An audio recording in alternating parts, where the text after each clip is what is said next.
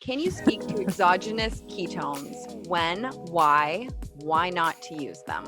Yeah, this is a great question. So good for you, Sarah, for asking. And we will put in the show notes. I wrote an entire article going through all the geeky magic science on exogenous ketones, but I do want to answer this question fully for you here. So the short answer is I like them.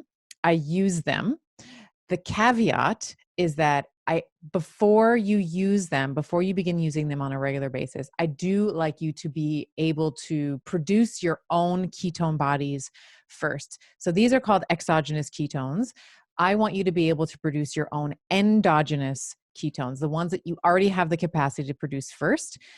And I already want you to be metabolically flexible. So what that means is that you have undergone, like in the Asema diet, we have a 28-day protocol where you go into you go into nutritional ketosis. You're there for 28 days as you begin to heal and lose weight. So we're restricting your carbohydrates. And then you start, once your glycogen levels get low enough, your body will then start to move from the glycogen stores in your body to your fat stores, open up the fat stores, break down the triglyceride, which is the storage form of fat. And the triglyceride breaks down into 3 fatty acids and a glycerin backbone. So the fatty acids can now be used as energy, except in the brain, kind of an important place, and in your blood, the red blood cells. So the fatty acids now have to go through a second pass through the liver to be turned into ketone bodies, which can now be used by the red blood cells and the brain. So a couple of reasons why I love them. There's multiple, but the sort of the top, 3 or 4 for me is that it really helps with your bone health. Now, if you've listened to me for more than a minute, I'm always talking about some kind of like metabolic, talking about nutritional ways to improve your bone health and lifestyle ways. Exogenous or endogenous ketones, so the ones you produce yourself, are going to really help inhibit osteoclastic behavior. So what that means is up until about the age of 25, we have more osteoblastic activity, which is the making of new bone. So blastic is like trophic, expansion, growth. So these little bone cells are making new cells. That blastic activity supersedes the clastic activity. So clastic activity is the process by which bones are broken down. After 25, we start to see a very slow shift in the tide where if you are not doing things like eating a carbohydrate appropriate lifestyle, if you're not fasting, if you're not lifting weights, if you're not doing some of the things that are going to maintain your bone density, then we will start to see an increase in the osteoclastic, so the breakdown, osteoclastic activity relative to the osteoblastic. So the density, the quality, and the strength of our bone, if we're not careful, will start to decline. So this is really important when we take sort of the long view for aging, particularly for women. Over time, this can obviously change the musculoskeletal landscape.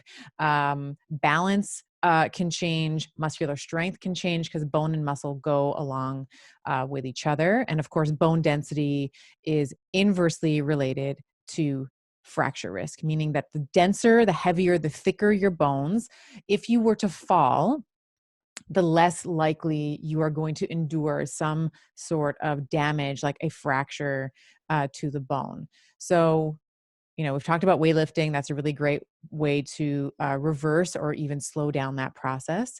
So is supplementing with ketone bodies. So the main ketone body that we're kind of talking about here is beta hydroxybutyrate. There are others, but this is sort of the main one that our body produces. And usually when we're looking at an exogenous ketone, it is going to be BOHB or beta hydroxybutyrate as well. So we know that BOHB, beta hydroxybutyrate, has been shown to slow down osteoclastic activity, so slowing down the breakdown of the bone. And this is, it's also been shown to improve calcium deposition within the bone and improved the internal cellular matrix of the bone as well. So this is a really big one for me. I love that ketone bodies are also intimately related to bone health. The other reason why I love them, another big reason, is that they will activate certain genes and certain transcription factors that are involved in longevity or involved in living a longer life. So, in particular, we're talking about FOXO3. So, this is a gene that's involved in many, many things: metabolism, reducing oxidative stress. It also plays an important role in stem cell proliferation in the brain. So we've had lots of discussion about, we've had lots of brain doctors on here. We've got Dr. Sarah Godfrey, Dr. Dale Bredesen, who's actually coming back for round 2 on the podcast really shortly.